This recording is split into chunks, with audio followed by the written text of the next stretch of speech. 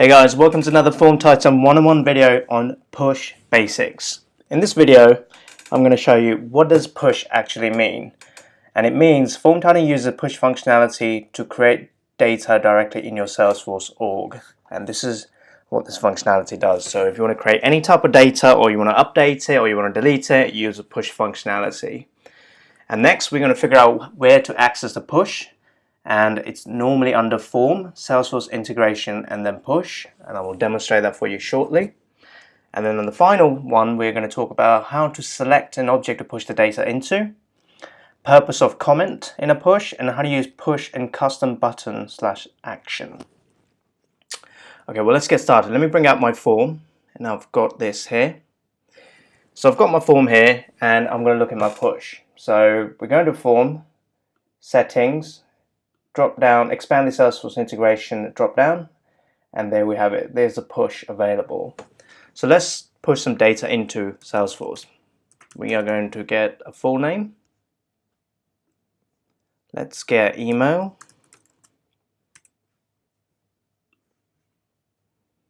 And the final field is going to be mobile. Let's call it a text box for this. Let's call this mobile.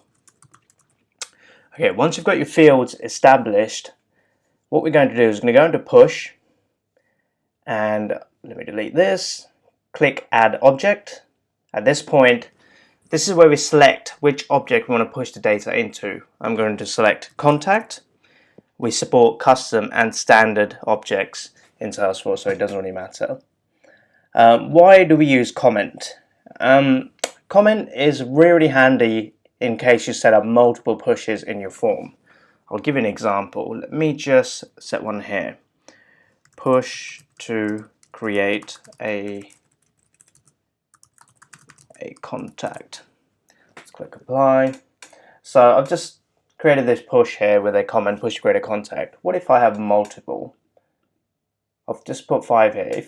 If they don't have any comment in them, or they all mean the same, the users are going to get confused, and the last thing you want to do is push wrong data into the object and not knowing where your data is actually going. So it's really handy that when you set up your push, you are able to comment and point out what that push specifically does, and you do that in the comment section. And the final functionality we're going to look at is use in custom button / action.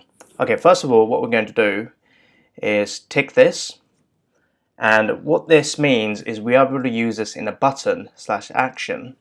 I'm going to go ahead and map my fields. Let's switch this into form mapping. We are going to say first name, last name, email into email, and mobile into mobile.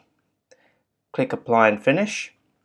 Click save. Now, when we look at this specific use in custom button / action, what does it actually mean? Okay, I'll give you an example. So I've got this one page here, and I'm going to go ahead and another page. Let's add another page, page number 2. And I'm going to create a field here called account name. Whoops, let's type in text box. I'm going to bring this here, and we're going to call this account name. Now I've got 2 pages here. One's called account name, and the other one's called just a standard push into the contact.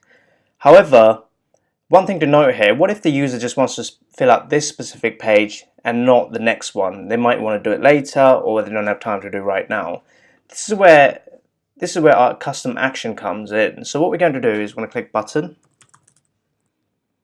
Let's click our button here. Okay. So here it says, actually let's cancel this. Click our button, we're going to click set Salesforce action. And we've got one set up here.